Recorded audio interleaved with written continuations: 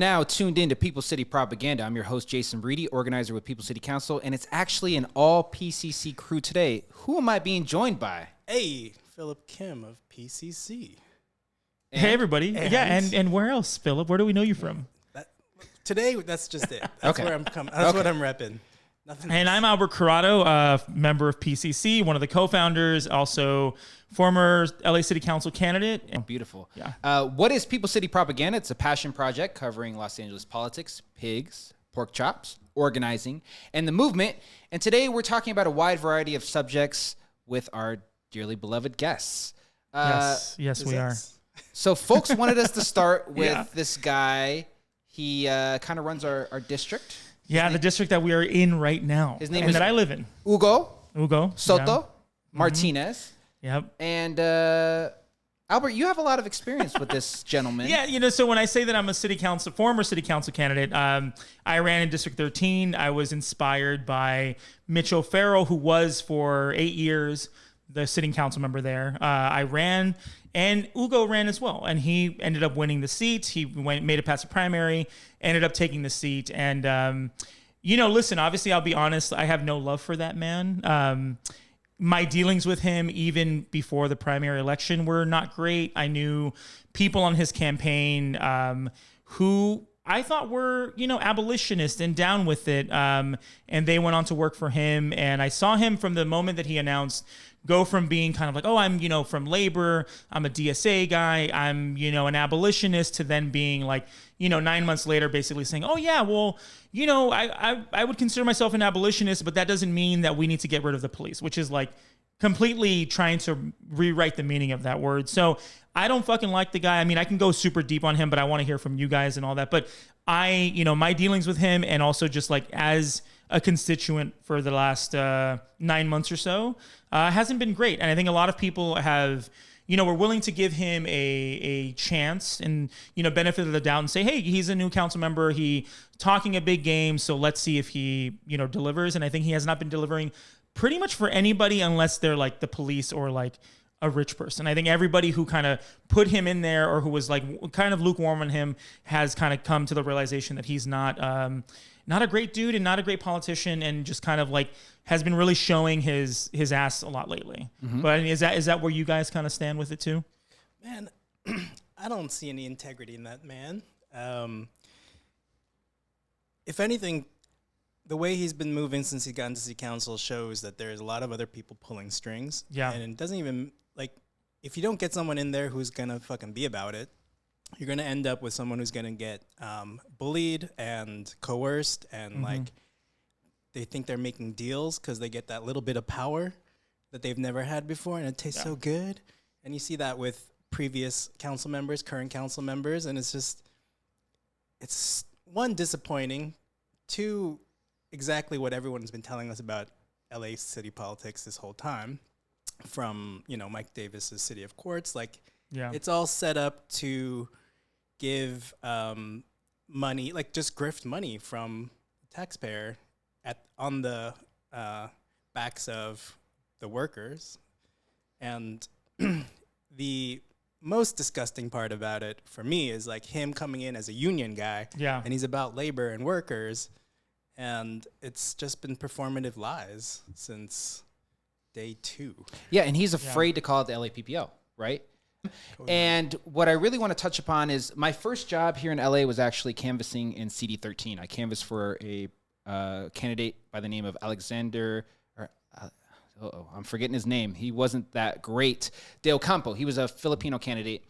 And so I was able to really immerse myself for 3 months canvassing for him throughout different communities in CD13. I was at the time living in CD13 as well. And what I found was this was around the time that Christopher Dorner, that whole Christopher Dorner. Oh, yeah, man. What a wild time that was. Yo, I got invited to... So it was probably about, I'd say 75% of the people that I came across were against the LAPD.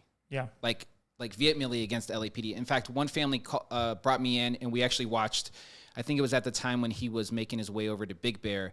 And we sat there, and they, each one of them told me their own different horror story with the LAPD. And so, Sorry, when was this? This was in 2013. Okay. So this was when Eric Garcetti had termed out, And so it was, Mitch was being pushed by a lot of Hollywood folks and was, had the name recognition from being Garcetti's, I believe, chief of staff, if I'm not mistaken. Yeah. And so, I point to that because I feel like in CD13, there is quite a bit of folks that are against the LAPD, that want to see a defunding of the LAPD, that want to see ultimately the LAPD to be abolished. And that was a lot of the energy that was behind Hugo Soto-Martinez. And so for Hugo to come in as an quote unquote abolitionist and go back on his word, he went to Leimert Park, also known as Africatown, and sat there during the People's Budget Forum, Candidate Forum, and raised his hand. Yep. When it came to saying no new cops. And what did he do? The first chance and opportunity he got was to vote for new cops. And yes, there are people that will say, well, he was against this latest the pay raise that that they got through the LAPPL, through this new contract, through this new memorandum of understanding. But when it came time to vote for the budget in May, he voted for this increase in police. And so a lot of the criticism that's being thrown his way and his supporters' way it's principled criticism, right? You said this when you were campaigning. You say that you're an abolitionist, yet you are pushing for more police. You are voting for more police. And so, I think that a lot of people need to reckon with that. It's okay to say, damn, I was wrong about this. Sure, yeah. There's no shame in saying that. I was wrong about this. I voted for him because I thought this was who he was. And so, Albert, online, you've been going in on a couple of his supporters and definitely tweeting out tweets like, if you still fuck with Hugo, you ain't fucking with me. Yeah. And that's honest. And I don't have a problem with that because, again, it's principled criticism. You're not just critiquing him because you don't like him or you think he's goofy or, all these other kind of things. I mean, all those things are true. I don't like him and he's fucking goofy, but hey, we all are goofy in our own way, But it's principled criticism. Yes. Yeah. Right? And that's where we're coming from. We are principled people and we're trying to make sure that folks understand and really heighten those contradictions in that Hugo says he is this person, but he's not. He's not. And that message really changes depending on the room that he's in, right? Because he had no problem raising that hand up high when he was in front of a bunch of black people in Africatown. But when it came to, I believe, one of the debates. It was a Larchmont, I want to say the Larchmont neighborhood, so something like that. It was a candidate forum. It was over Zoom. And there is a very famous, in my mind and to some people, video where the moderator, who was funny enough, he was kind of a, right-wingy kind of guy, but he was, I think he was there to I kind of enjoyed his questioning because he was at least trying to get responses from people and pushing people on it. But he said very plainly, defund the police, good idea, raise your hand. And the only person who raised their hand was me. And bad idea. And then everybody else kind of was there. And then Hugo, and there was a girl named Kate Pioneers who also ran, tried to be well, and then he was like, all right, we're not asking for a very lengthy response. It's either a yes or no. And so for me, and I'll go back to even when I first heard of him, I met him doing anti-Olympic organizing with this group called No Olympics. And he was a guy who, we would have meetings at Unite Here, and he was one of the members and was one of the high-ranking people in No Olympics. And I was like, oh, this guy seems, chill or whatever. And then when he ran, he barely ever messaged about the Olympics. He never said, I oppose them. They're going to add police. They're going to do this. The Olympics are really, really horrible for cities who host them. And he barely ever messaged about it. So for me, that was kind of the first kind of alarm bell of oh, this guy is trying to play the in the DSA room, in the room where the leftists are, he's going to say he's an abolitionist. When he's at Larchmont or some other affluent part of CD13, he's going to say that he's, maybe the LAPD needs to be reined in or something needs to be done, but he's not going to say I'm an abolitionist. So for me, I saw that very clearly. I knew people who worked for him. And, I'll say this personally, I felt very hurt by a lot of that because these are people who I marched with in 2020 in the name of George Floyd, in the name of Breonna Taylor and all these black people who were killed by police, but also in the name of my sister, Melly Corado, who was killed by the LAPD. And I felt this sort of sense of betrayal because they went and and supported a dude who like on paper and obviously like in reality was the more viable person because he had a labor background. He, talked the talk as far as it was with the abolitionists, and he was a long-term DSA guy. But even during the campaign, I saw through him, and a lot of people did too. And we were trying to say, hey, you know what? This isn't even about me or my campaign. This is about what is good for CD13. And if this guy's going to be, with his finger on the button for CD13, like, is he actually going to stand up for the people who he says he cares about, right? People who are bullied by police, harassed by police, unhoused people. And all he's done pretty much in his tenure has been to bow to the people in power. And him not voting yes on the LAPD contract, the renewal or the increase or whatever, that to me was political theater because, like you said, in May, he voted for an increase in police budget. He didn't just vote for the budget. He said, this is one of the most progressive budgets I've ever seen in the history of LA. So he was emphatically supporting it. And this is something that, how much was it increased by the LAPD budget in that one? It was around 87 million. So basically bumping them up to 3.2 billion. And we know that 3.2 is just one number. They get money from a ton of other places too. Exactly. So it's not just that number. It's probably closer to 4 billion if we really like dig through the people who are donating and all the bake sales and all the bullshit they do. But my problem with Hugo is not just, hey, he ran in the same district and he was lying about the shit. It's not even just, again, personally, I've dealt with all this stuff of like, okay, people didn't support me and they went with the guy who seemed better on paper. Fine. All that, moving all past that, he's just not a good politician. He doesn't know what he's talking about. He doesn't know whether to, talk about police abolition or funding the police. He doesn't know what his messaging is. And I think that his supporters and his people who are working for him are scrambling to try to still make him to be this kind of like super cool leftist who's a socialist and cares about the worker, while he's actually doing things that are harming those same people, right? He's, the people who are the ones who break up strikes when workers go on strike are for the fucking police. So if you're saying I'm all for the workers, why then are you giving the money to the people who are going to go and crack their skulls if they go and try to break up a strike? So to me, I think everybody in People's City Council is a principled person. We kind of try to lead with that. And to me, a guy who is my city council member saying that it's a progressive budget when the police get more money, to me, that strikes me as someone who is trying to already run for re-election. He's trying to court the left and it's not working. And he's trying to court the right and the homeowners and the rich people. And they still don't even like him that much. Like, he's kind of a man without a nation right now. He doesn't know where he belongs and he doesn't know who like he can run to. Cause I think, his diehard supporters, like the DSA types, like, maybe a writer who we bullied on Twitter for a day will never say anything against him. But the LAPPL still hates him, which is kind of weird, right? They still see him as, have you guys noticed that the LAPPL still hates Hugo and still tries to paint him as an abolitionist? So he has no friends. The police aren't his friends. The leftists aren't his friends. I'm wondering if this man even has a friend in the city of LA right now. That's kind of, I don't know. What do you guys think? I think he has a lot of friends on his staff. On his staff, sure. Yeah, definitely. I think he might have some friends on council too.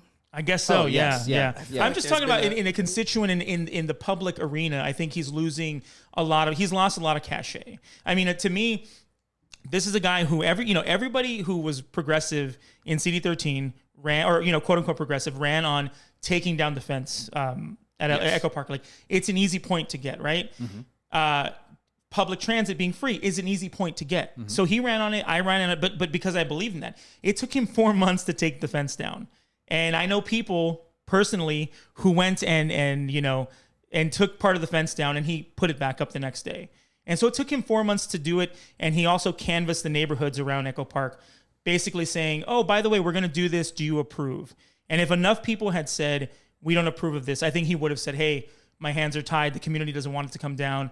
But I think enough people really pushed him. And I think a lot of us on Twitter and all that stuff pushed him to say, bring it down. But it took him 4 months. A thing that he ran on that he said, as soon as I get in there, I'm going to fucking take it down. It took him 4 months to check the temperature. And I think that is indicative of, it's the easiest point you can get. It's the easiest fucking thing you can do.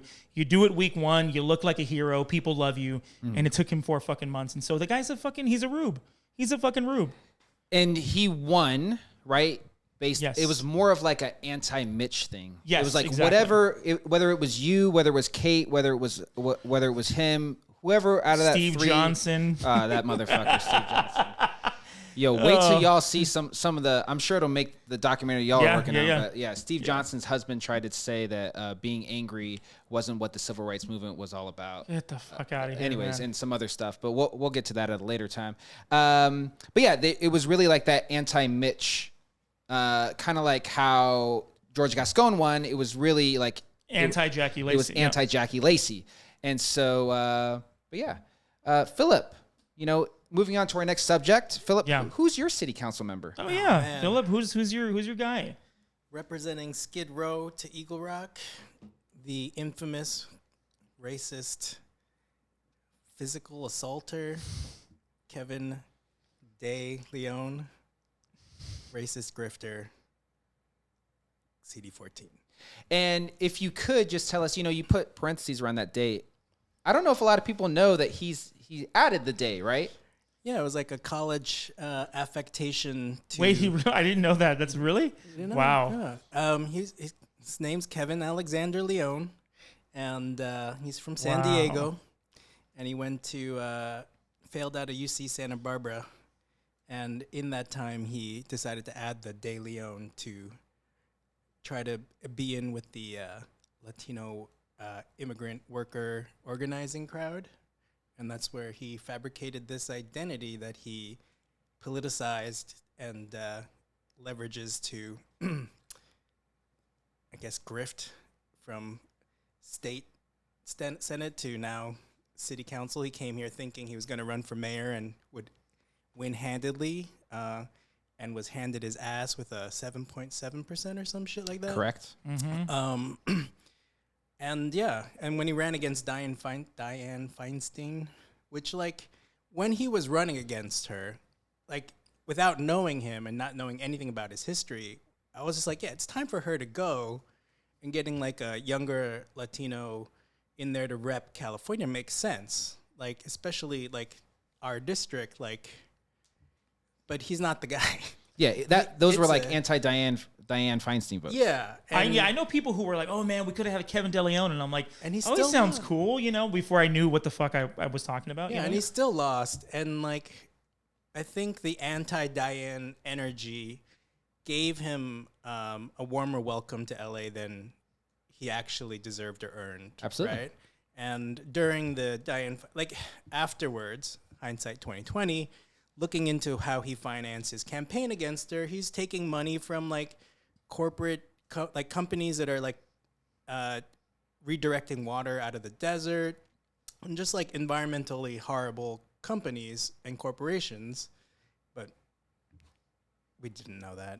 Now we are unfortunately well versed in his shenanigans and criminal activity. We are. Yeah. And he's not someone that's announced that he's going to be running for re-election quite yet. Quite yet. I checked. He has until November 11th, so he's got 2 months. And we're all keeping an eye out. He's running up against his buddy pal Miguel Santiago, who honestly is cut from the same fabric as Jose Huizar, and it's like a lane they've carved out for themselves. I mean, I will say, I don't want to mean to butt him, but I think Hugo is also the new generation of these. There's growing up, I would see these people like, oh man, I'm Mexican, I'm whatever, la raza, like I'm with my people, and all they do is sell out their own people in their own neighborhoods. They ramp up gentrification. They give money to police. Like De Leon is Tony Cardenas. He's all these other people who are pieces of shit. And I think Hugo is kind of the more sleeker version right now. And I think these are all the same kind of guys who are using that identity to be like, hey, I'm one of you. And then as soon as they get a chance to like have power, they're going to sell them out. And I think Kevin De Leon is like the logical sort of nightmarish progression of those kinds of people. I mean, you just see this over and over in council. All these activists and like organizers that get in there, and like MRT and Marquise, they have... Marquise Harris Dawson is an excellent example, who came in as a community organizer with Community Coalition and is, since, sold his soul to the LAPD. I mean, there's even, I think it was Adrian Riskin that had discovered when he had sent a tweet that was, some would say was calling out the LAPD, specifically Chief Moore, and there was an emails that went back and forth where he was pretty much asked to take it down, and he blamed it on some intern for posting it. And so he's someone that has voted, he votes every single time for an increase in the LAPD's budget, every single time that he's had an opportunity to. He's voted for overtime allocations in CD12, in CD2, you go down the list. And of course, he votes for the majority of 4118. I believe there might have been 1 or 2 times that he voted against the 4118 motion. And so, yeah, he's someone that in the same week that he voted to take money away from a food aid program and gift that to the LAPD's overtime account, he was rocking a free food program sweater with the Black Panther logo on it, Black Panther Party logo on it. And so this is a guy who, and he knows what he's doing. That's the part that really bothers me the most is he knows what he's doing, you know. And I'll tell you straight up, like 4 or 5 weeks ago, I caught him, you know, I think it was when we were in council. He was dapping up Kevin De Leon, like dapping up and sharing laughs and stuff. So, you know, he's true a fucking sellout. And so, yeah, like you were saying, Hugo's like this new generation. It's just a rebrand. They come in with the rebrand, you know, they change. It's like, you know, when your cereal changes the box and they might add, you know, now it's non-GMO verified or some bullshit like that, or no sugar added or some shit like that. Or like they take the Honey Nut Cheerios bee and they make him all buff or something, you know? Instead of being like a normal bee, he's all fucking like jacked or something. But we know you're the same fucking bee and it's the same cereal. He's wearing like the Che Guevara. Yeah. Yeah. No, and I think that Hugo, you know, again, he got by on being like, I'm a socialist. And it's like, but you don't even act like it. And you certainly don't govern like it. But but it also, to me, is a thing that I keep hearing about, like, and that keeps me up at night. It's like, oh, you know, Karen Bass was an activist 30 years ago and being surveilled by the LAPD. And now she's like tripping over herself to give them more money. And it happens to nearly everybody. And I just, you don't know, it just, I think people who think that the elected officials are ever going to be good are also like, you know what, can I say something? Don't fucking thank elected officials when they do something. I had to like tell someone on Twitter today, don't fucking thank Tracy Park for something. It was like something that's very sort of innocuous and meaningless. Like, oh, she voted to like save a historic house. Fucking Marilyn. You don't gotta fucking like thank her though.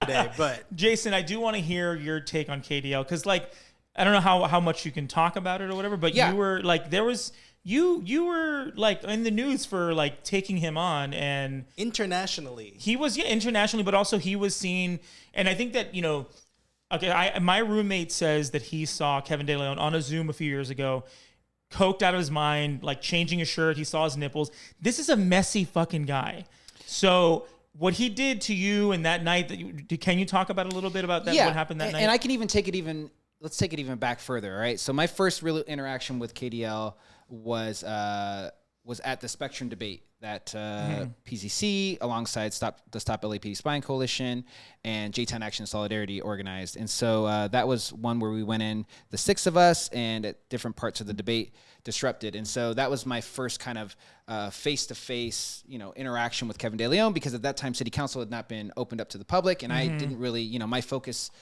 primarily within the movement space has been LAPD. And so that was my first interaction with him.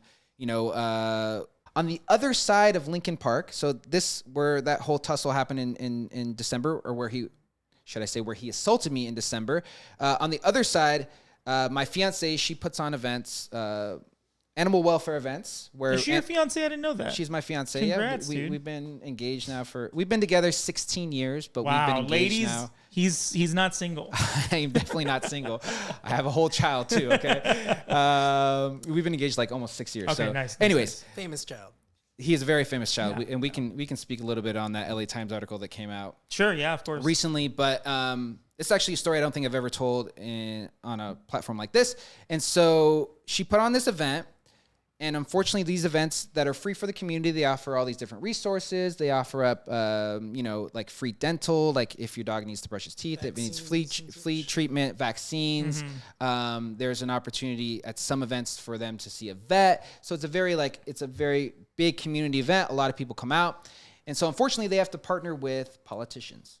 And so at times it's people like, you know, it's state representatives, state assembly, state senators, and city council members, although they've kind of moved away from city council members, given all the different scandals that they've been involved with. And so at this event that I come to at 6 a.m., I did the whole event, 6 a.m. to 4 p.m., Kevin De Leon shows up at around 9:30. And so my job is I'm on the line. I'm on the I usually do check-in and I do the line. And so, I'm out there, conversating with people. Do you have an appointment? If you don't have an appointment, you have to go in this line. Oh, what a beautiful dog, doing my thing. I'm a man of the people. So, I'm out there, I'm out there, People and puppies. And so he comes up.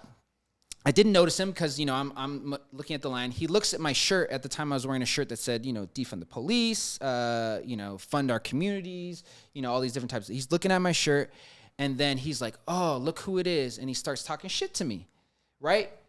Thinking that I'm there to disrupt the event. I don't know what he was thinking. And he's like, oh, what are you doing here? And I said, well, I'm volunteering here. My fiance put on this event.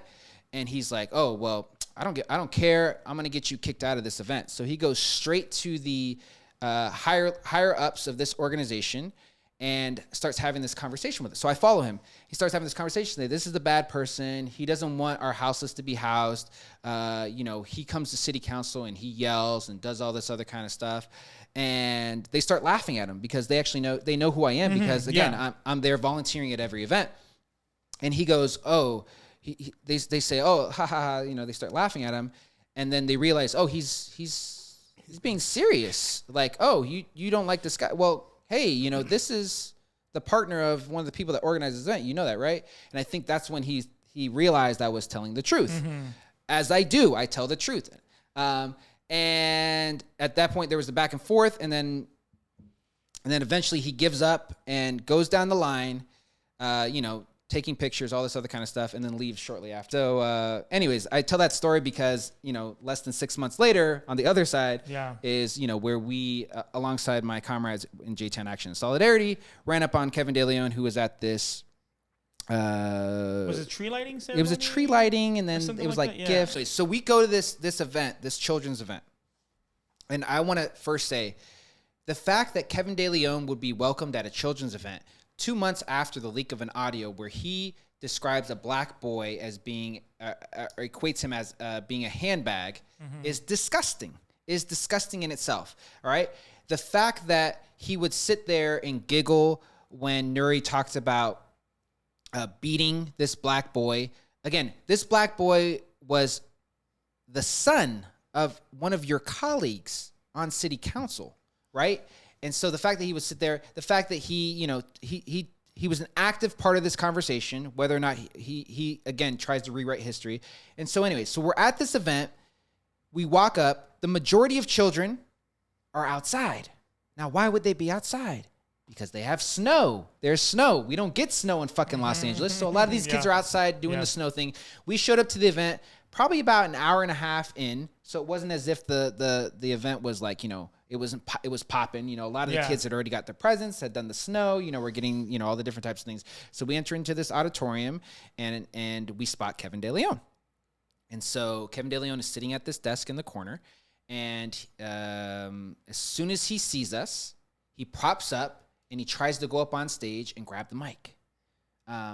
Again, in an attempt to kind of control this situation because he's like, oh, wow, they finally got me. And out of all the people that got him, it's Jason Reedy, it's Steven, and it's these other folks. Again, he had such an adversarial relationship with J-Town Action Solidarity because of the sweeps that have been going on in Toriumi Plaza. And so, I think in between J-Town and me and People City Council, it was like a toss-up to see which organization he hated most. And so here comes both of those organizations coming for you. One of another lie that was spread was, oh, they came in there cursing and everything. No, we kept it clean. Yeah. We kept it PG. All we said was, you're a racist. Here you are comparing black boys to a black boy to a handbag, and going through all the different harms that he had committed in our community on that leaked audio, and also outside of that leaked audio, which we had seen first and foremost in CD 14. We get in there, we're giving him that heat, that fire, making him feel uncomfortable in a space that he should have already felt uncomfortable in. And as he made his way out, as the video shows, he, I guess he makes his way through the exit room after being guided by some of his supporters and some of the other people that were working at the event. and he goes to close the door as he's exiting the exit room. And before that, one of this person named Felipe Radia, who works for Soledad Enrichment Action, pushes me out of the way. And as he pushes me out of the way, my hands, I attempt to put my hands up to show that I'm not trying to be threatening. Yeah. The biggest thing is I'm not trying to get into a physical altercation. Sure. That's never my goal when going to these things. My goal is to make that person uncomfortable and to give them a little bit, to show them a little bit of what the community is actually feeling, because he's oftentimes in these bubbles, right? He exists in these bubbles. He goes to places where he knows he has support and where he knows people aren't going to press him on any type of thing. And usually those are the people that are benefiting from his reign, whether it be they're getting some type of access to him or money as a result of, the funds that are coming out of CD14. And so, I'm up with my hands back. I'm getting pushed into this door, and I'm not going to fucking go into this door backwards into some unknown room. Yeah. And so I turn, and as I turn, here comes Kevin De Leon pushing me outwards into the gymnasium and then pulling me back in. And that's when I say, get your fucking hands off me. People are like, well, why is he saying get your fucking hands off me when I'm just randomly saying that? No, it's because he had grabbed me by my lapel, pushed me back, pulled me back into the room. And at that point, I think he realized, oh shit, I fucked up. And so here I am with my hands up saying, get your fucking hands off me. Get your fucking hands off me. There's a back and forth. People say there was a headbutt, 2 headbutts. And I said this recently on another podcast. Zidane, I'm sure the most famous headbutter in the world, one of my favorite players. Sure. That's a fucking headbutt. Yeah. When my son sometimes wake up, we might fall asleep on the couch together. Sometimes he wakes up, he might bash his head. That's a fucking headbutt, all right? What happened between us was, and what was described by the city attorney, was incidental contact between our heads. And you know why that was happening? Because he had his followers and his staff members grabbing me on both sides of me, twisting me, turning me, trying to pull me back when they should have been doing that with Kevin. And you even hear it on the audio. It's like, hey, Kevin. There were people that were verbally trying to tell him, but they were physically on me. And so we all saw what happened. He, again, for a second time, grabs me by my lapel in my neck area and tries to basically,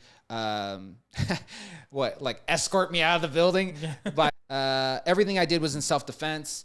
And yeah, that's kind of one thing I want to say that there's all this talk online about why is this person getting in his face? And it's like, you know what? We're allowed to get in the face of people who do this. Like publicly elected officials have to talk to the public. And as again, you weren't hitting him, you weren't threatening him, you were there to call him out. And I think that we all have that right to do that. These are people who want to work for the people, who say, I'm a man of the people, I'm community minded, whatever. This is what the fuck community looks like. Also, coming in there and people love to say, oh, well, there was a bunch of kids there. Everyone here has tact. We know that, you don't run into a room of children and start cursing. We know that, right? You know how to act around kids. But to a certain point, kids need to know this too. Kids need to know that, the people who are going to smile at you and give you these presents and say they care about you, a lot of them are pieces of shit. So if we can kind of, to me, teaching kids of whatever age, saying, hey, you know what? These people are not always going to be your friends. Keep your eye out. Make sure that you don't ever idolize these people too much. To me, that's a good thing. And going to show up to a place like that, I think shows it's a good thing to show to kids, saying, you know what? If you're mad, if you believe in something, if you're principled, you should do something like this, or at least, find your own version of it. For me, reading the stuff online was so annoying because people love to give their analysis oh, well, he shouldn't have done that, or why don't you do this instead? And it's like, you know what? We can vote, we can do whatever, we can call his office, and nothing gets done. Sometimes all that matters is getting in their face. And so anybody who may think that anybody in that day besides Kevin De Leon went about it the wrong way, you're full of shit. And it's bullshit, because what I saw was a passionate community member who is black saying, hey, you are an anti-black piece of shit, and you shouldn't be here in this community acting as if you care about these people. And there will be people who are going to be like, well, you should, but fuck all that. To me, you were within your rights as a person. Every recourse was taken to try to call him in, before Yeah, the of October course. tapes. So the sweeps were like a hugely traumatic event for everyone. And like I lost 2 friends because of those sweeps. They died a couple weeks later. And so, you know, it's like there's like a rock that I have to stand on that is the death of my friends caused by this guy's shitty choices and policies. And like, yeah, you're never going to push me down further than that because they're dead, right? And like, I think about that with like the whole, you know, uprisings and stuff. It's like these are policy choices that result in death, and there's no accountability. You try to call them in and tell them like, hey, if you do this, this is going to fuck up a lot of people's lives and like really harm them. And then they did it, and then you see the harm, and like, yeah, it's just. But I think this fucking piece of shit. Yeah, anyway, no, but my point is that like, it's not just him. He has an office full of people like him. Yes. And he has a city council full of people like him who, you know, if you think about Nithya, you think about Hugo, all these people who like were trying to put like a different face on this, kind of ended up doing the same thing that their predecessors have done, right? David Rue was seen as, oh, he's pro LAPD, he's this, he's that. And Nithya has kind of followed similar. Some people She say straight up said it out loud during the budget. What'd she say? What do you mean? We care about we have a great relationship with our senior lead officers. Exactly. Senior lead officers who are more likely than most positions within the LAPD to have been in to have shot and killed people. Just want to put that point out. Yeah, and yeah, exactly. So you know, it's just, to me it seems it's seen as the, you know, we people like that. I mean, it's just like, I don't know. I'm just tired of people thinking that we need to be nice to these people. I mean, where it's like, you know, the fact that they make these decisions that seem, you know, these are boring ass meetings. But if you look at what they're voting on and what the sort of legislation is, it leads to a lot of people dying. And you know, you have dead friends. I have dead friends. I have a sister who was killed by a city employee. And so when we talk about Hugo and Nithya and Kevin De Leon, and we talk about it in a passionate way, it's not because we're just angry people looking to someone to get angry. It's like, no, we have actual skin in the game, right? Like we've been affected by these people. We know that Kevin De Leon, in his anti-blackness, is legislating anti-black, right? He has the mindset of someone who is anti-black, who is only benefiting, looking out to benefit himself. And so he's going to legislate like that. Ugo's going to do the same. Nithya is going to do the same. Tracy Park's going to do the fucking same. So yeah, I mean, anyway, sorry to. And that's exactly it. And sorry. No. I wanted to add, because you were talking about Nithya, and some people, a lot of people of her supporters will say, well, you know, she's so good on houselessness stuff. And it's I want to say, I've talked to Nithya about 4 times. Each time I've caught her in between the halls of City Hall. And each time that I've brought up police violence, she's rolled her eyes at me. Yeah. All right. How am I supposed to support? How am I supposed to have any faith in a person who, when I'm talking to her about real life things that are happening at the hands of LAPD, she's rolling her eyes at me? Yeah. Like, what does that say to you? And I'm not just like some random fucking person off the street. She knows who I am. She knows what I'm saying is verified. I come with receipts. I have talked to her on numerous different occasions about these different issues, and she's rolled her eyes at me every single time. This is someone who tweeted about my sister Melly, who was killed in what became her district. And this is 2021 when I was running for office, and she had done a thread like, oh, you know, Melly Corado was shot and killed by the LAPD. And this is after she had already voted for police money a bunch of times, right? Police increases. And I tweeted at her saying, hey, I was on your I canvassed for you. I feel as though you've not been good on police. Something like that. And I said, I would prefer if you didn't use my sister's name if you're going to vote for police money. And she called me. I remember I was at Disneyland randomly, and I was having a beignet in New Orleans Square, and she called me. Oh, so man, it was amazing. The lights. But she called me and was kind of, because I called her out, like 1,200 people liked my call out of her.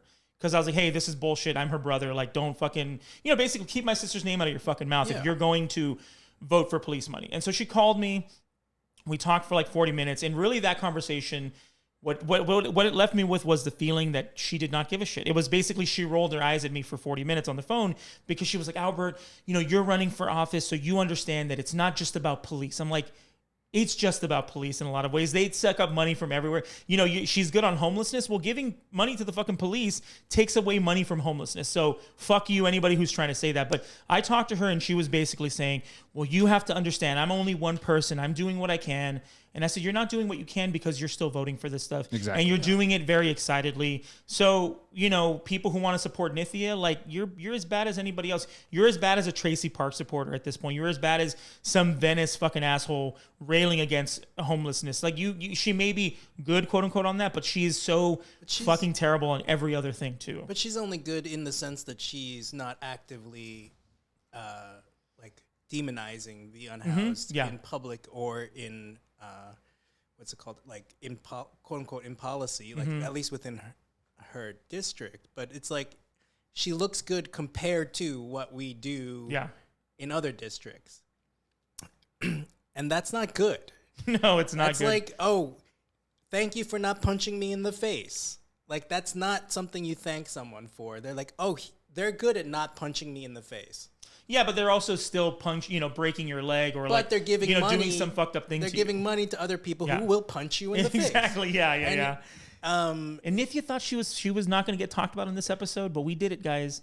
We talked about Nithya. Sorry, I just Did she? No, I'm pretty sure she thought joking, we were. joking. I'm sure her staffer will make sure she doesn't listen to this episode. Yeah, I mean, we're not listening to your podcast. We know it was announced very close to our that's so podcast, true. but hey, we're getting a lot more dude. listeners than you, Nithya. And she's got a guy who has like very successful podcasts, like helping her out with it, which I thought was who like works for her now. But that's man, why is there music on it? It's so weird. No, dude, I don't. You know what? I don't know, bro. I don't know, but even just this idea of like harm reduction, it's like it's such bullshit.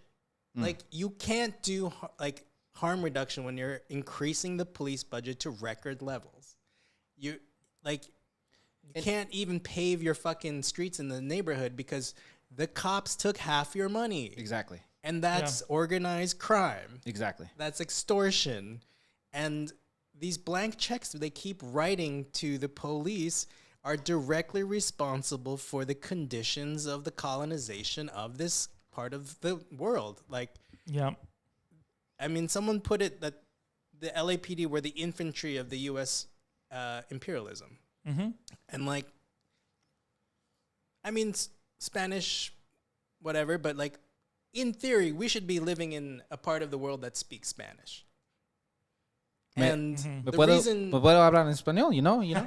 Exactly. And the reason why you go to certain neighborhoods that are far away from freeways and have like trees and stuff are demographically one way, and then you go to the rest of LA and it's demographically the other way, it's because of the fucking money that goes to the police. I mean, the LAPD made it so South Central doesn't have tree cover, so their fucking helicopters can fly lower. Like that's environmental racism. It's just, I mean, this is. Yes. But I think I think people need to know is that we don't just sit around and look for things to get mad at. Like, we are all products of like I grew up here, so I'm a product of like what the city has done to my community, the communities of my friends, to my family members. I mean, Melly is my sister being killed by the LAPD is the biggest sort of traumatic example. But I've gotten pulled over and hassled. I mean, I got pulled over with my brother when he was like 18 and I was like 8. And he looked, like a cholo, and so they hassled him and took us out of the car and handcuffed me as an 8-year-old. Like this is something that's been going on forever. So when we talk about these politicians, it's not like, oh, we're trying to roast them and have fun. Like, this is them voting the way they do is actually it sort of translates into more people dying, more people being traumatized, and so this is I mean. They can be good on whatever thing you may say they're good on, but if they're in line with the LAPD, then to me they're as bad as the LAPD. Nithya might as well be wearing a fucking LAPD uniform. You know what I'm saying? Like, she is so in line with them. When she voted against the contract, the very theatrical vote, her no vote, she made sure to say, I don't want this to be a reflection on our amazing officers and the work that they do. Mm-hmm. So even in voting no, even though she knew that thing was going to pass, she had to still kiss the ring because everyone is so fucking scared of the LAPD. She had to say, oh, you know what? Our police are brave and they put themselves in harm's way, but I can't vote for this because she knew it was going to pass. But yeah, and it's, Philip, you were really touching on it, the harm aspect of LAPD. Like this harm, the money that they're giving to the LAPD right now, that is funding harm. Not today, not tomorrow. It's a year from now, 10 years from now, 20 years from now. And so this continual support and the gifting of these funds to the LAPD has long-term effects. I mean, and again, when police murder someone, they murder that person, but it affects so many other people. It harms so many other people. Hundreds of people, man. Or thousands, thousands, right? For Melly, it was coworkers, friends, family. You go down the list, and that pain, it doesn't go away, right, Albert? It doesn't go away. And so it changed your life. And, a lot of that gets, I think, forgotten in the mix is, oh, okay, well, they killed that person. Okay, they're not killing as many people now, or they're not, stopping as many people, but they're still doing those things. And those things are still having effects on our community. And it doesn't have to be this way. It doesn't have to be this way. And there have been so many different people over the decades that have presented alternatives to policing, that have really illuminated this abolitionist world that we are working to build.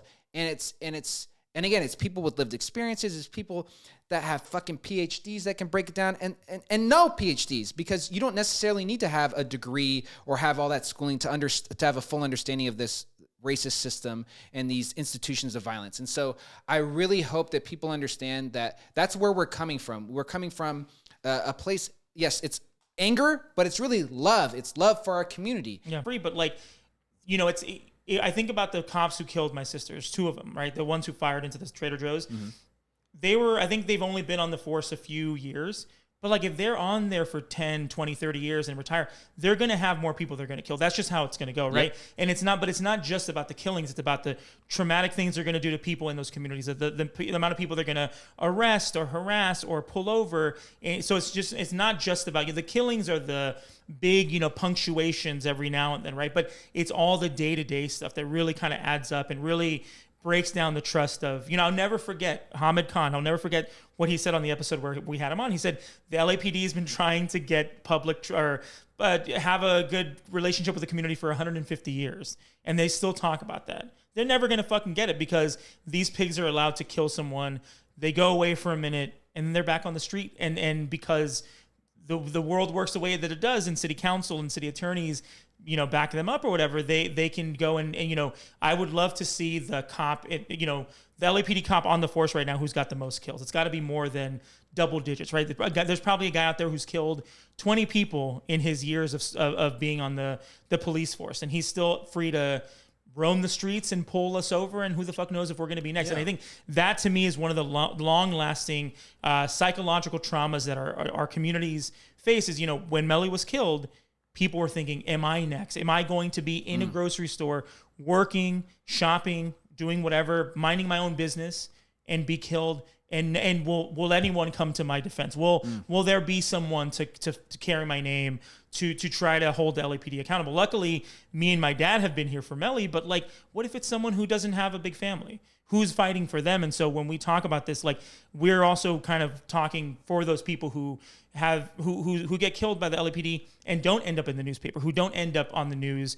There's a weird sort of thing that I wouldn't say it's fortunate, because it's fucked up to say that when you're talking about someone getting killed. But what happened with Melly, it made the fucking news. It at least started a conversation about that. When you have people getting killed who don't make the news, who don't die in a affluent neighborhood or a popular grocery store, the conversation doesn't start, right? It's just oh well, they died, and most people don't even know about that. And so I think that we have to think about the fact that the police do this, and they will continue to do it because they're well funded and well protected. And I think that the moment that if we're not going to start doing it now, when the fuck are we going to? If Hugo Soto-Martinez or Nithya Raman or whoever can say that they are coming in to try to figure out what to do with the LAPD and they're not doing it, then who the fuck? If Ugo's supposed to be the progressive savior, as some people thought he was going to be, and isn't doing it, then who the fuck is going to actually make it onto city council and actually do something? That is where I'm kind of scratching my head of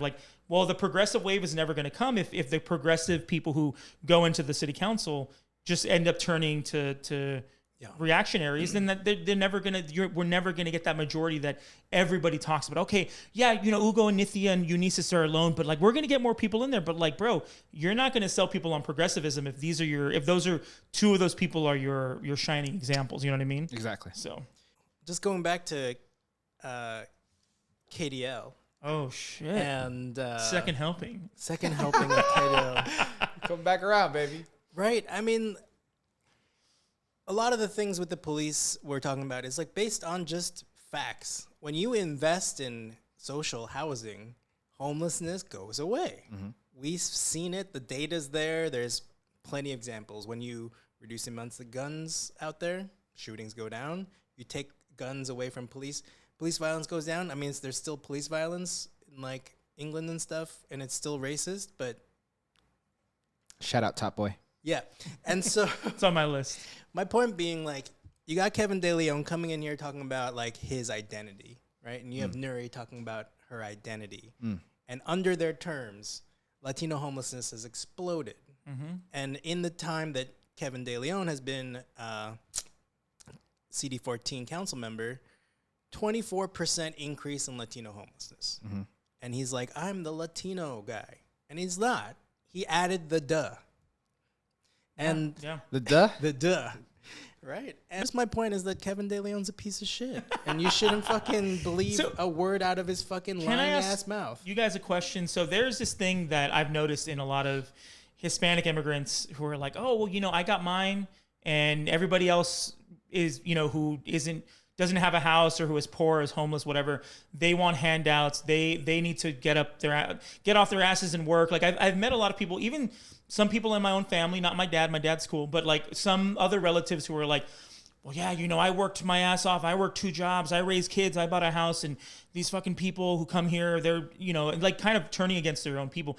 Is that a thing that happens in Korean culture, Black culture? Is there a sense of like people who get to the whatever they think the top of the mountain is and then turn their backs on people? Dude, there's that example in Skid Row. Okay. There's people who like worked hard to get their tent on this part of the sidewalk, and then this new person shows up.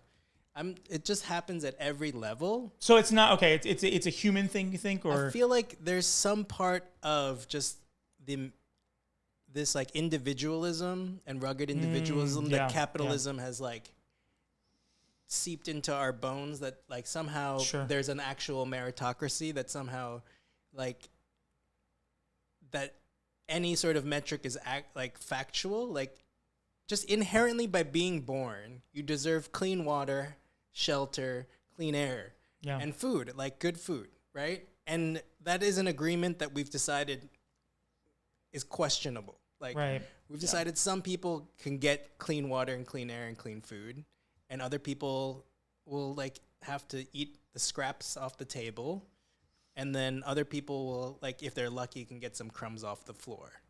And more we're seeing people being pushed onto the floor for crumbs, and the mechanism of keeping those people in check is the police. Yeah. And I think the people at the top who've had like 13 extra servings and 2 whole cakes to themselves know that, and that's part of why they keep funding the police, right? And I think I don't know if that's what happens to like these people when they get a little bit of power and like, oh, that tastes good. Oh, now I get to have like a whole cake to myself. This is great. And then they start dating the girl that they always wanted to date, and then all of a sudden they're like, actually, like let's just play this game and ride it out because this is working for me now. You're saying it's more of a human thing, or as opposed to maybe something that immigrants do, or because I don't know. I mean, I'm only like talking about my anecdotal. I think it's a capitalism. Okay. Yes. That makes sense. Yeah, and I think what we don't have is a sense of like just acceptance of people's humanity. Sure. Right, and we have this idea that you can earn it, and that's a lie. It's a fiction that has been fabricated so that we all like, keep each other in the bucket. The crabs in the bucket metaphor, instead of like, fuck this bucket. Yeah. Like we can all just be hanging out on a beach, Which beach? Yeah, which beaches? That's up to you. Okay. You live your life. I'll say I hate going to Orange County, but they have some nice beaches. They do have some nice beaches. You know, gotta say. I'd say the best dog beach in the area is Huntington. Oh, okay. I would say Rosie's is. I've been to Rosie's before. Yeah. What's up with that? No, it's just got a little bit more. You find treasures in the sand. So it's not very. Gotcha. And I would also add to what Philip was saying is like, yeah, we're conditioned by capitalism, right? Yeah. We're conditioned from a young age to believe these types of things, and so there's definitely been a propaganda war that's gone on for longer than we've been alive. That makes you believe these types of things. So that makes you believe in the individual rather than embracing the community and how everything we do is everything I do or Philip does or Albert does is they're not doing it by themselves. This podcast, we're not doing it by ourselves. It's like all these different things. There's so many people that are behind that one person that we like to focus on. And so, yeah, I do have these debates with somebody actually on my street who immigrated here from Mexico, was houseless for, about 10 years. He owns a home now and all these other kind of things. And we have this debate around, what constitutes as a human right, like clean water and these types of things. And he'll always, he's one of these, pick yourself up by the bootstraps type of guy. Yeah. And so we have these debates back and forth, and I slowly, incrementally change his views on different things. But yeah, there is this view, and it does come across, I feel like, in the immigrant community, that like, yeah, it's another thing. Like we came to this country and look at the better life we're having, but they never look at how American imperialism, how the CIA funded that fucking overthrow of the person in your country and put in that fucking puppet, and that's the reason why you came here is because of that shit. And they're also abusing you when you get here too. So like it's double. America has abused you twice. It's fucked with your life twice because you come over here, you're an immigrant, and they still fuck with you, and you could also get deported, and it's a whole. Oh, yeah. If you look at how, and Baji, recommend people looking into Baji who do a lot of great work around African immigrants and migrants. And so, they've detailed plenty of times how, Jamaican immigrants, 90% of the Jamaican immigrants who have any type of contact with police end up being deported. And you go down the line with Haitians and other, West Africans, and you go down the line. And so, yeah, they come to this country and they're like, quote unquote, living this better life because, they've been able to provide for their family and they were able to find a job. But again, it's like, what caused the conditions in your country to where you had to leave that country, and what involvement did the United States have? Because I can almost guarantee you that in the majority of cases, the United States had some type of, whether they funded the intervention or they, sent or trained the people, I would encourage folks to look into the School of Americas, where a lot of these people were trained. A lot of these fuck boys that were in your countries and killed so many of these different people were trained here in the United States, whether it be in El Salvador, Guatemala, or you go down the list. And so these countries, like, would you still be living there if America hadn't intervened? Yeah. Probably, Yeah. Think about the culture too. Just like the actual disgusting mayonnaise culture that we've adopted as flavorful. When you look back at where our ancestors came from, like the things that they invented and made around being from that place, that we, like, I don't speak Korean, and there's this whole language that, that I'm disconnected from because of U.S. imperialism. And like, just thinking about like that trauma that we have to kind of unpack and come to terms with, it's really daunting. And I think what a lot of people do is they get up to that point where they see the work that they're going to have to do once they go through that door. And they're like, I can't, right? Yeah. And the difference is that we were either pushed through, forced through, or just had to go through that door. And I think every member of PCC is here because we went through that door and realized, fuck, there's all this fucking trauma that we're carrying, that we're being, that we see around us, and that like our choices are either to wither from the like LAPD and the corruption in council, or to, at the very least, make people's voices heard. And that's the propaganda in People City propaganda. And that's why we run up on KDL and try to hold them accountable only in words. And that in and of itself is called like too much. And it's like, there's literally people dying because of the choices these people make. There's people dying because of the eye rolls that they fucking do when we bring up these like acts of violence. And those eye rolls have to be addressed. And the way we address them is just by talking about it. Like, it's completely civil.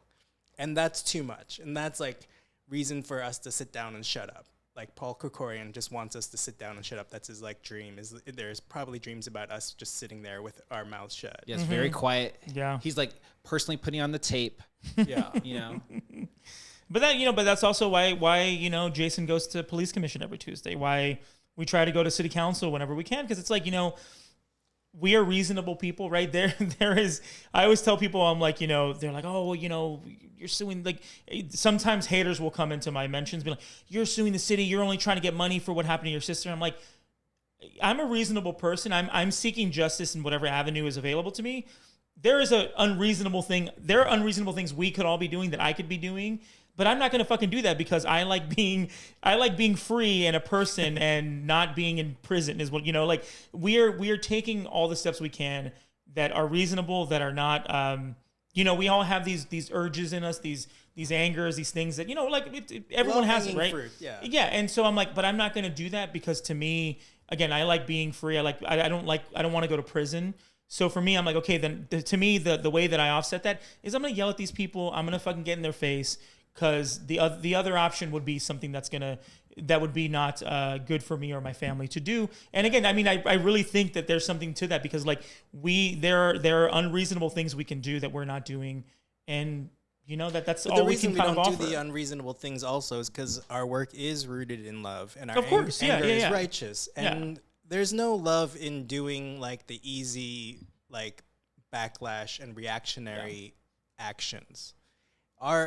Our calling out these liars and grifters is out of love for our community. Like, I live in Skid Row, and every day, like, I'm luckily I'm friends with people around me who like have lived there way longer than I have, and I've like come to kind of figure out my role as like a gentrifier and how I can not be part of systems of harm and like build relationships, right? But like, the reason I don't like start fuck shit at certain points when I would love to is because I know the cops are gonna go and bother and like start kick down, because they're just fucking dog kicking, wife beating pieces of shit. So anyway, my point being, fuck the police. Yeah. Yeah.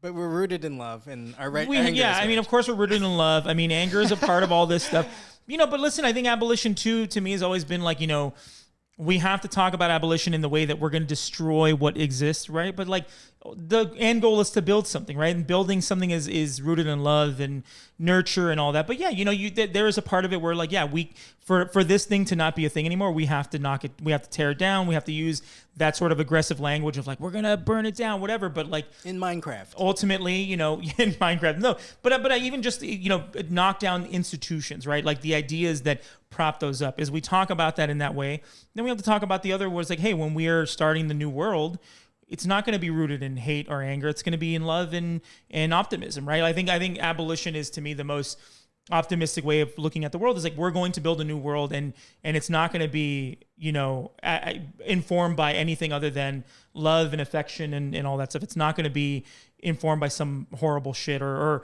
a system that comes from slave catching, right? We're not so I think that's what I think abolition, I think people need to understand too, is like it is rooted in love, and yes, we're going to get angry and show our teeth and all that, but ultimately, we're trying to strive for that better world. Because you have a fucking 15-month-old dude, you want him. He's 14 months. 14, sorry. Don't put 15 on him. He, but you want him to inherit a world that looks nice and it is going to be good for him, and not a world that is going to be hostile towards him for even just existing, Exactly. And to that point, there's a lot of people that say, oh, you bring your kid, your baby. Oh yeah, we need to talk about meetings. This for sure. You bring your kid to meetings. That it's so dangerous. Oh my God, what happens if this? It's dangerous to be a fucking black person in this world. All right, in this city, in this country. I don't need to. Just look at the fucking newspaper. Go talk to black people. You'll have a full understanding from the time a child is born up until they either die prematurely or, have to live a life where they didn't get good medical care because of racism. They couldn't find a job because of racism. There's all these different types of things that make life dangerous for a black person. And so for them to say, oh, well, it's dangerous. My child is safest with me. My child is happiest with me and my partner, of course. But I'm saying my child benefits from being around me. And so, yeah, when we go into these different police commission rooms or city council meetings, or even at a protest, a lot of people are like, well, that's so much anger. That's so much anger. And it's like, yeah, but there's also so much love. Like, you should see how he's loved on by people like Philip, like Richie and Albert, by Sheila from BLMLA, by Joseph. I can go down all the list of people, all the aunties, uncles, funkles, whatever we want to call them, that are in Sahai's life that are giving him, this unconditional love and, are playing with him and looking out for him. And so, it's the community. Right? I'm bringing them into community. And sometimes our community, we turn up and we have to go to police commission and we have to go to city council, or we have to be outside of a city council member's house. And again, even in those spaces, he's being loved on. And so what I also want to say is, when we go to police commission and city council, these people hate to see us. Like there is no one that makes them more uncomfortable than organizations like People's City Council. And that in itself is enough reason for me to show up, is enough for me to show up to a police commission meeting, because I know when I come in, they're like, fuck, this motherfucker's here again. What is he going to be calling out? What is he going to be, bringing to the table? What is he going to be talking about? Like, is he going to, for Errol Southers, for example, Errol Southers, just so you know, who was appointed to police commission by Karen Bass, founded a PAL program while he was part of the Santa Monica Police Department that opened the door for a fucking deviant to fucking molest over 200 children. That's who she appointed to be onto the Board of Police Commissioners. And so these are the types of things that need to be called out. And oftentimes in those rooms, there isn't real voices of opposition, because, again, the majority of the people that they're legislating for, the majority of people that they're quote unquote representing, are working on a Tuesday morning, on a Wednesday morning, on a Friday morning. They don't make any type of effort towards making these meetings more accessible. Even like some of the committee meetings, or all of the committee meetings right now for LA City Council, you can only do in-person comment. You can't do virtual comment anymore, right? And so I say all this to say, showing up in these different spaces, it bothers them. Showing up outside their house, nobody wants to have, a bunch of people yelling outside their house, especially politicians. And so, we have people power, obviously.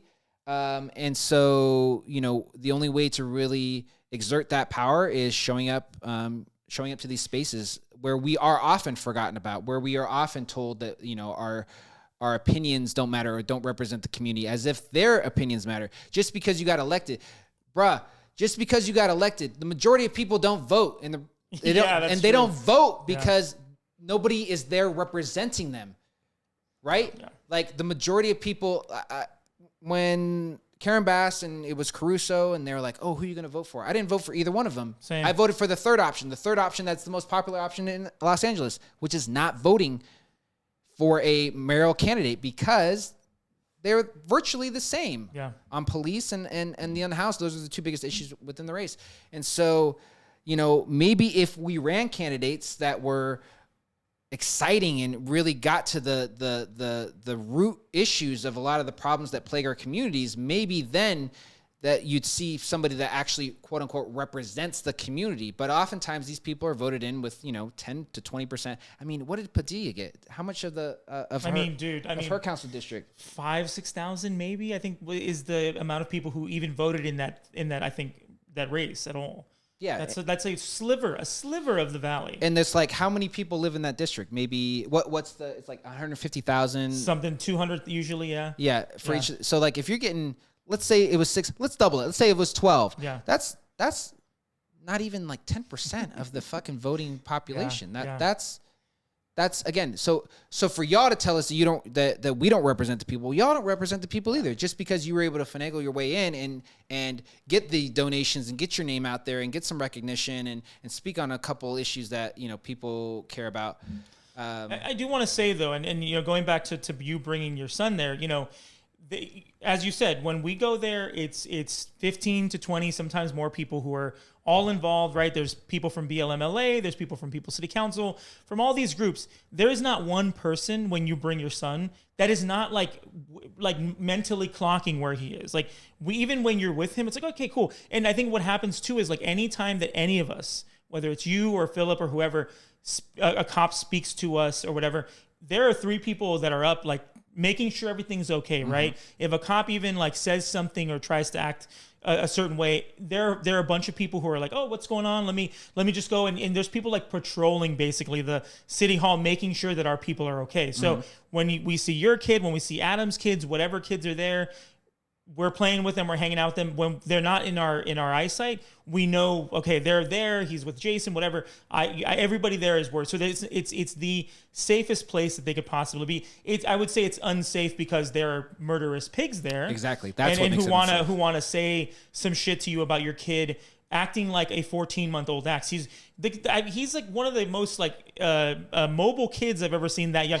He walks around so much. He's having a good time, but that's what kids do. And I'm like, there's nothing wrong with that. He's, how much can a little dude who's, I don't even know how tall he would be, but how much can he really be a disruption or a danger? He's having a good time. I mean, I think that, hey, we learned a lot about life today, you guys. No, but listen, thank you for listening to this. I think we, this is fun. I love doing just kind of an all PCC episode. We're talking shit, getting deep with it because, we are principled people and I love organizing with you guys. It's really fun. Yes. And, and again, I think that, we want to bring you the movements and people involved in it, but also like who we are and what we're all about because this work is long and hard and we want to share it with you. And I also love to talk into a microphone.